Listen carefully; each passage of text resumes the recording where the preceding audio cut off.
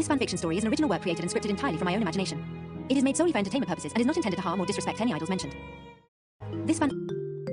After a huge fight with my family, I moved out of my house. Since my childhood, the relation I had with my family and the surrounding I grew up in wasn't good at all. I never once felt the feeling of being loved and important in anyone's life. The hallway is quiet until Yuna comes rushing in. Her face is pale, written with pure panic. She lunges toward Yn's door and begins banging on it heavily. Yuna, Yn ya, please open the door. Min Yn. Yuna continues to pound on the door for a few minutes. Inside there is nothing but dead silence. Panic setting in, her hands shake as she fumbles with her phone and speed dials Sunoo. Yuna, appa. Yn's not opening her door. Where are you? Sunoo over the phone, voice filled with sudden shock.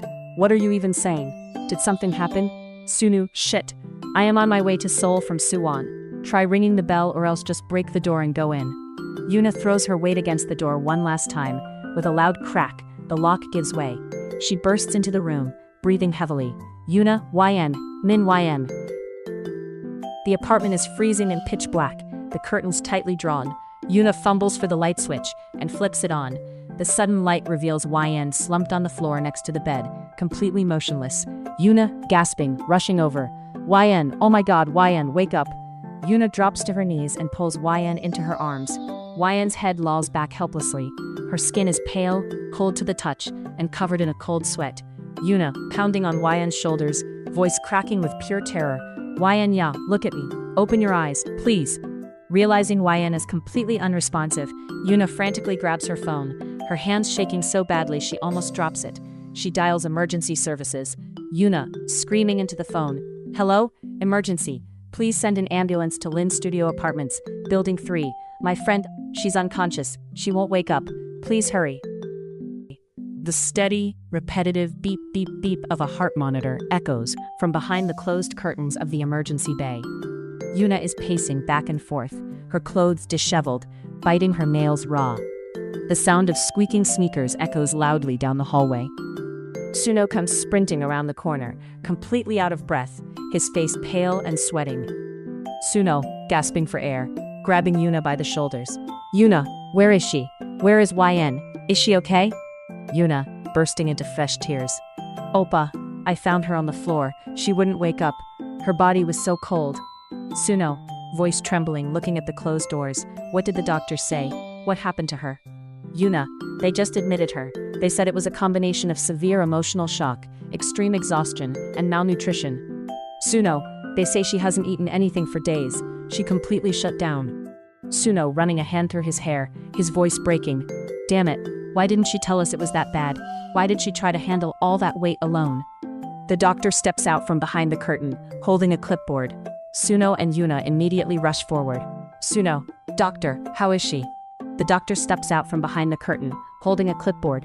Sunoo and Yuna immediately rush forward, desperate for answers. Sunoo, doctor, how is she? Please tell us. Doctor, sighs softly, looking at the charts. She is out of immediate danger.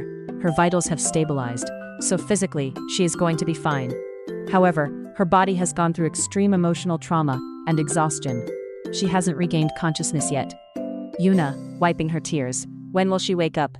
Doctor, her body is essentially forcing itself to rest right now. We are transferring her to a general ward room where she can recover quietly. She just needs time. Sunoo, determined, stepping forward. Doctor, please admit her to the best, most comfortable private room you have. Just make sure it's quiet and she won't be disturbed. Doctor nods professionally. Of course, we can arrange a private suite on the upper floor. Sunoo, turning to Yuna. Yuna, stay here and watch over her while they move her to the room. I'm going to handle the paperwork. Sunoo turns back to the doctor, his expression serious but deeply grateful. Sunoo, lead the way, doctor. Let's get the admission and payment process completed right now. The doctor nods, and Sunoo follows him down the hallway toward the administration desk, pulling out his wallet as they walk. The room is quiet, bathed in the soft afternoon light. The only sound is the rhythmic, steady beep of the heart monitor. Yn lies pale and motionless in the hospital bed, an IV drip connected to her arm. Yuna is sitting in a chair pulled close to the bedside. She is holding Yn's hand dearly with both of her own, leaning her forehead against it. Tears stream silently down her cheeks, dampening Yen knuckles. For 20 minutes, there is absolute stillness. Then a slight tremor breaks the quiet. Yen's fingers twitch against Yuna's palm. Yuna, gasping, instantly snapping her head up. Yen's eyelids flutter open slowly, squinting against the room's light. Her gaze is blurry and unfocused. Yuna, quickly standing up and leaning over the bed, her face filled with desperate hope. "Oh, Yen, can you see me? Can you hear me?" Outside the room's glass door, Sunoo is standing with the doctor, holding the completed paperwork and listening to final instructions. Hearing Yuna's panicked but hopeful cry, he freezes. Yuna, shouting toward the door, voice cracking, "Sunoo oppa, she's awake." Sunoo doesn't even wait for the doctor to finish his sentence. He shoves the paperwork into his jacket pocket and bursts through the door, his eyes locked entirely on the bed. Sunoo, out of breath, rushing to the opposite side of the bed. "Yen." Sunoo rushes to the side of the bed, his heart hammering against his ribs. He looks down at Yen, his eyes swimming with relief as he sees her open, tired eyes. "Sunoo," voice low, thick with emotion, "you're awake. Thank God." Yun looks between Sunoo and Yuna, her voice barely a whisper, throat dry. "Yen." "Yuna, why are you guys here?" Yuna, crying, gently stroking Yen's hair. "Where else would we be? You stared us half to death." Time skip, a few hours later, evening. The room has quieted down. The doctor had come in to check her vitals, and a nurse brought in a warm bowl of porridge. With Yuna holding the tray, and Sunoo gently feeding her spoonful by spoonful, they finally managed to get some food into Yen's weak system.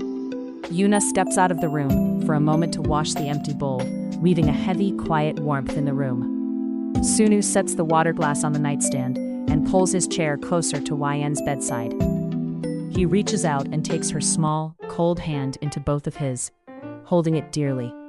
He looks intently into her eyes, his expression shifting from exhaustion to pure, fierce sincerity. "Sunoo," softly but with deep emotion, "who said you are not valuable, Yen? Who told you there is no one who loves you?" Yen lowers her gaze, a tear slipping down her cheek, but Sunoo gently squeezes her hand to make her look at him. "Sunoo, what are we then, huh? Me and Yuna? Just look at her. Her eyes are completely swollen from crying since morning. Do you think we'd be like this if you didn't matter?" Yen looks away, her shoulders trembling as the emotional weight of her past family trauma catches up to her. Sunoo's voice softens even more, filled with a protective warmth. "Sunoo, why are you only looking at your ill-fated family? They don't even deserve a kind, lovely soul like you. You deserve so much more than what they gave you." He pauses, watching her tear-stained face. He takes a deep breath, as if making a long-awaited decision, and reaches into the inner pocket of his jacket. "If you are really that scared of being alone, if you're still sitting here thinking you don't deserve anything, then let me seal it to you right now. Let me prove to you exactly how important you are to me." Yen looks up, her eyes wide with confusion through her tears. Sunoo pulls out a small, elegant velvet box. He opens it to reveal a beautiful, delicate ring, one he had been carrying with him, waiting for the right moment to give her. Gently taking her left hand, his fingers steady and warm against her trembling ones, he slides the ring onto her finger. Sunoo, looking up from her hand straight into her eyes, his gaze burning with sincerity. "Yen ya, never think that you are alone. Your best friend and I are always right here for you. But more than that, I want to be the one who protects you for the rest of your life."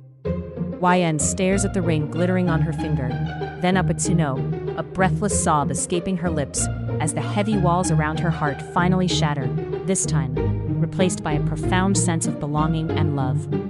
"Sunoo, to the most beautiful and the most important soul of my life, I love you more than anything in this world."